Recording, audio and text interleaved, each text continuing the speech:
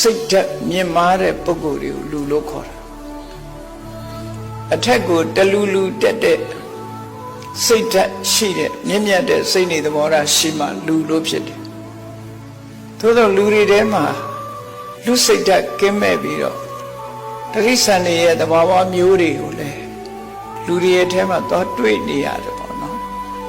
တူနိုင်ကျင့်တယ်ဆိုတာတိရစ္ဆာန်တွေရဲ့သဘာဝတစ်ခု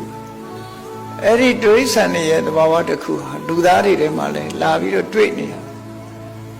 တော့တကယ်လူသားစစ်မှန်ပြီးတော့လူစိတ်ဓာတ်အပြည့်အဝရှိတယ် human dignity ခေါ်တဲ့လူဂုဏ်သိက္ခာအပြည့်အဝရှိပြီဆိုလို့ရှိရင်အနိုင်ကျင့်ခြင်းဆိုတာမရှိတော့လောကလူသားတွေဟာအားရှိအားမဲ့အားရှိတဲ့ပုဂ္ဂိုလ်ဟာအားမဲ့တဲ့ပုဂ္ဂိုလ်ကိုအနိုင်ကျင့်ကြတယ်ပစ္စည်းဥစ္စာရှိတဲ့ပုဂ္ဂိုလ်ဟာပစ္စည်းဥစ္စာမရှိတဲ့ပုဂ္ဂိုလ်အနိုင်ကျင့်တယ်ပညာတတ်တဲ့ပုဂ္ဂိုလ်မတတ်တဲ့ပုဂ္ဂိုလ်အနိုင်ကျင့်တယ်အသက်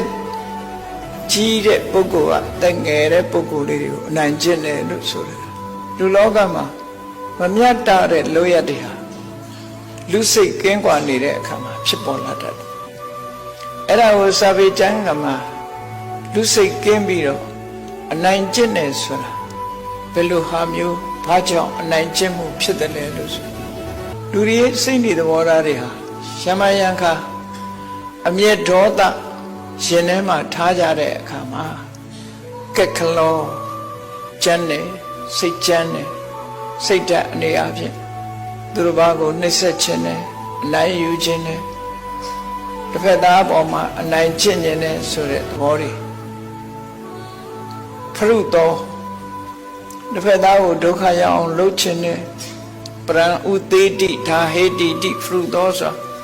တစ်ဖက်သားကိုစိတ်ဆင်းအောင်လုပ်ခြင်းနဲ့လူစိတ်တယ်တာဟတိကောဆိုတဲ့စကားလုံးကအနိုင်ကျင့်တယ်လူတွေမှာအဲ့ဒီအနိုင်ကျင့်တယ်ဆိုတဲ့လောက်ရတဲ့ဟာလူလောကမှာလည်းတွေ့နေရတယ်ပေါ့နော်အဲ့ဒီတွေ့နေတဲ့ဟာလူတွေရဲ့ဇယိုက်လက္ခဏာတွေဟာဘာကြောင့်ဖြစ်ပေါ်နေသလဲဆိုတာ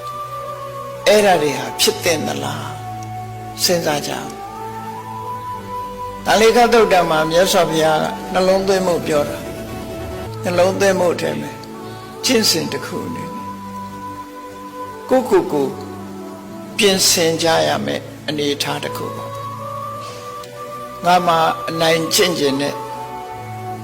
စိတ်ဓာတ်ကြမ်းတမ်းတဲ့စိတ်ဓာတ်ငါမှရှိသလားရှိလို့ရှိရင်ဒီစိတ်ဓာတ်မျိုးငါပြင်ရမယ်